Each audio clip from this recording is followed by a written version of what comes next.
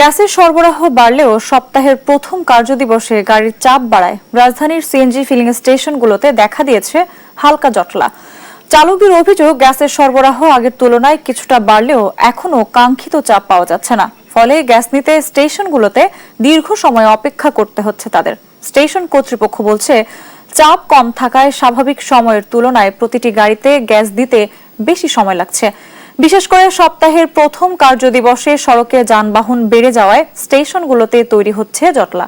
তবে সরবরাহ গ্যাসের চাপ পুরোপুরি স্বাভাবিক হলে পরিস্থিতির দ্রুত উন্নতি হবে বলে জানান তারা। অতটা সিরিয়াল আমি 5 মিনিটের ভিতরেই গ্যাস নিতে পারছি, তো আগের থেকে ভোগান্তিটা খুবই কম। আগের থেকে কিছু বলা অন্ধবানো রয় নামনের 7 দিন গেছে বদ্ধ, অন গ্যাস তো প্রেশার কম। সকালবেলায় মনে করেন আপনার সবারই গ্যাসের প্রয়োজন, গ্যাস ঠিক মতো থাকে না, এই 120 110 এরকম প্রেশার থাকে। এখনো তো কারণ ভালো একটা পাম্পে যেটা প্রেশার যদি একটু বেশি নিতে যাই তাহলে 3 ঘন্টা লাগে গ্যাস নিতে। দর্শক, রাজধানীতে গ্যাসের সরবরাহ বাড়লেও সংকট পুরোপুরি কাটেনি। এ নিয়ে আরো জানাতে সরাসরি যুক্ত হচ্ছেন সহকর্মী শাহিনুল ইসলাম সাগর। আজ গ্যাসের সরবরাহ কেমন দেখছেন এবং কি বলছেন যানবাহন চালক এবং ফিলিং স্টেশন কর্তৃপক্ষ? সঞ্জিতা, আমি এখন রাজধানীর পরিবাকের যে পূর্বাচল ট্রেডার্স ফিলিং স্টেশন আছে সেখান থেকে আপনার সঙ্গে যুক্ত হয়েছি।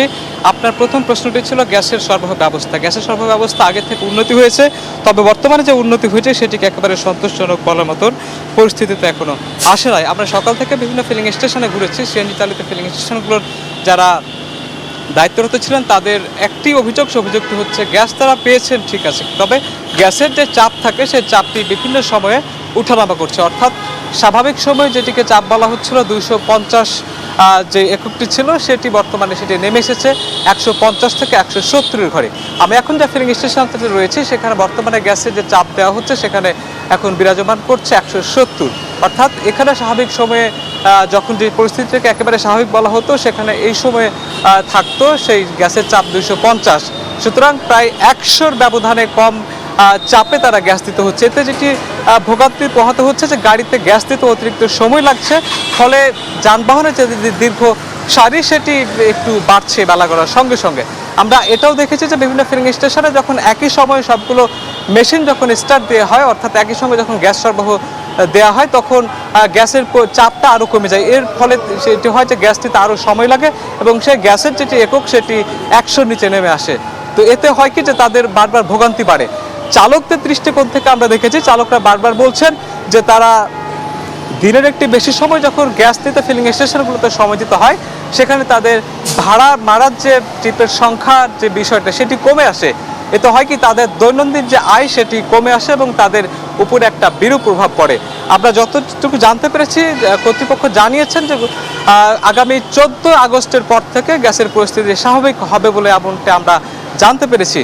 বিভিন্ন ফিলিং স্টেশনে যে কর্মকর্তা রয়েছেন তারা বলছেন যে গ্যাসের যে বর্তমানে যে সংকট সেটি সরবরাহ ব্যবস্থা অনেক বেশি উন্নতি না হলে সেই সংকট কাটিয়ে ওঠা সম্ভব নয়। কারণ দিন যত যাচ্ছে সিএনজি চালিত যানবাহনের সংখ্যা তত বাড়ছে, ফলে গাড়ি ঘোড়ার সংখ্যা বেড়ে যাওয়ায় দৈনিক যে গ্যাসের যে মজুদ সেটি কিন্তু সরবরাহ যে ব্যবস্থা সেটি একেবারেই চাহিদার তুলনায় অপ্রতুল হয়ে আসছে। আমরা আগে থেকে জেনে আসছি যে আমাদের গ্যাসের যে চাহিদা সেই চাহিদার তুলনায় আমাদের যে সরবরাহ ব্যবস্থা সেটি একেবারেই নগণ্য। সে জায়গা থেকে পরিস্থিতি খুব বেশি উন্নতি করতে হলে অনেক বেশি সরবরাহ প্রয়োজন বলে এখানকার যারা সংশ্লিষ্ট তারা এমনটা মনে করছেন। তো এই ছিল আমার এখান থেকে পরিবাকের যে পূর্বাচল ট্রেডার্স সেখান থেকে গ্যাস সংযোগ দেওয়ার যে সবশেষ পরিস্থিতি সেটির তথ্য। সঞ্চিতা।